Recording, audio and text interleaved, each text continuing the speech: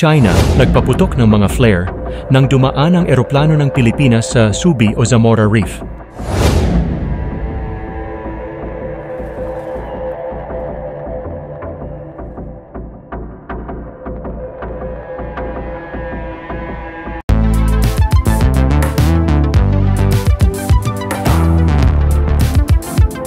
Huwag kalimutang i-like at i-share ang video na ito at mag-subscribe ka na din sa aking channel para updated ka sa mga bagong videos.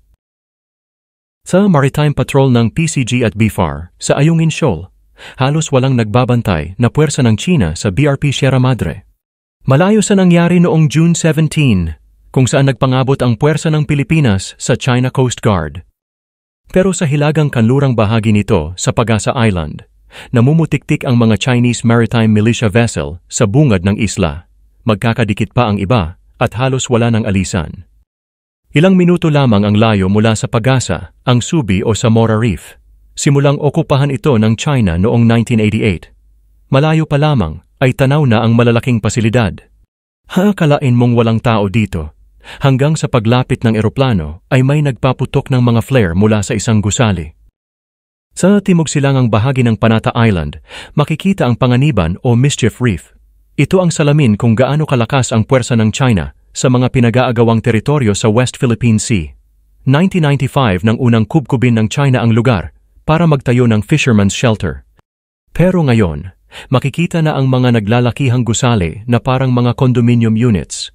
Makikita din ang gamit militar tulad ng mga radar at mahabang runway at maraming militia vessel. Ang mga Chinese Maritime Militia Vessels ng China ay naka-standby lang at pagkailangang ipangharang dito nila kinukuha. For so many occasions, dininay ng gobyerno ng China na gagawin nilang military base to. Bantay sarado naman ang BRP Teresa Magbanwa na pumunta sa Escoda Shoal matapos malaman ang mga ulat na may reklamasyon na ginagawa ang China. Ang sitwasyon na ito ay tila parehong paalaala at babala sa atin. Dapat talagang bantayan ang lahat ng katubigan na pasok sa Exclusive Economic Zone, lalo na itong Escoda Shoal. Ipakita na hindi tayo papayag na maangkin ng iba ang kung ano ang pagmamay-ari ng Pilipinas.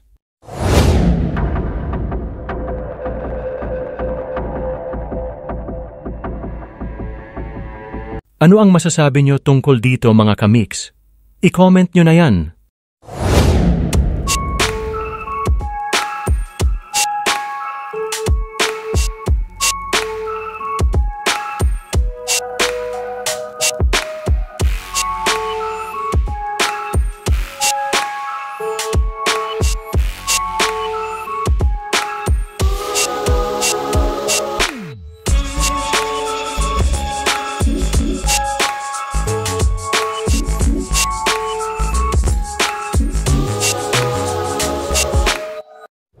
Salamat sa panunood mga kamix.